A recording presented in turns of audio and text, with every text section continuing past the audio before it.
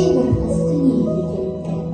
Есімін Мырзатай Сұлуфан Рашид қызы деп қойыпты. Бұл есімді естіген жұрт Сұлу атына заты сай болғай деп тілек тілепті. Сұлуфанның анасы Бейсенова Алиса сол Зейнеп балабақшасының мейірімді тәрбиешісі, ал әкесі Жарекен Рашид отбасын жарықпен қамтамасыз етіп жүрген шебер электрик. Осындай өнегелі отбасыда өскен Сұлуфан кішкентайынан әдепті, ибалы, өнерлі болып жетті. Мектепке барған соңда көп замай өзінің зеректігімен, ширақ мінезімен көзге түсіп, түрлі қоғамдық шараларға белсене қатысып, жүлделі орындарға ие болды.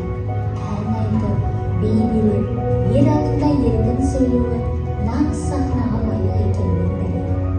Бүгін кішкентай ару байқауында Сұлуфан тек сұлулығымен емес, тәрбиесімен, өнерімен, біліммен де дараланып, көптің көңілінен шығары сөзсіз.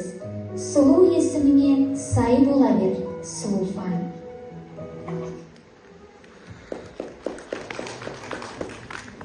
Ассалаумағалейкум көрерменім, ізет пен иіліп сәлем бердім. Мен де келдім молдаға допты залып, арқалап сыныбымның сенімгерім. Ұстазым Аманғұлапай аяулы адам, біздерден бал білімін аямаған, қасанда құлақ ұзып сынымызын, біздерден бал білімін аямаған.